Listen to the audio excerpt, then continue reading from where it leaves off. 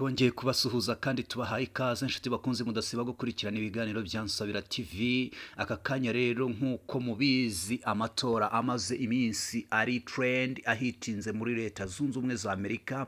Uyu munsi turagaruka ku mubare 270 mu gihe amasaha make rwose n'iminota mike ari byo bibura kugira ngo dutangarizwe ibigiye kuva muri aya matora.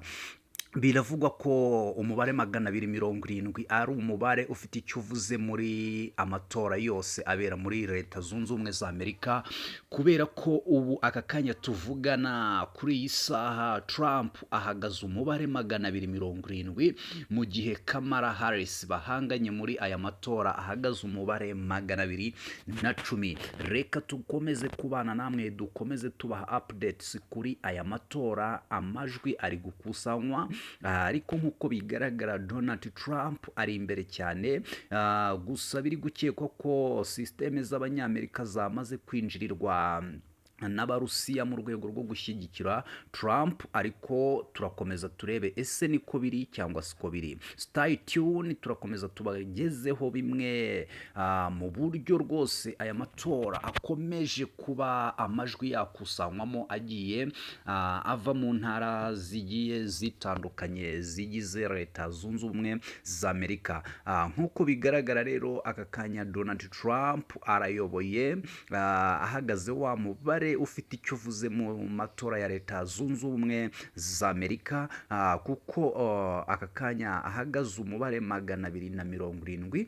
Bishobora kuza kugorana kugira ngo Kamala Harris abe yakagukana uyu mwanya wo kuyobora leta zunze ubumwe za Amerika. Muri analysis ziri gukorwa mu bice bigiye bitandukanye, biragaragara ko Kamala Harris yagiye akubita inshuro Trump, ariko Trump akongera akamwigarura.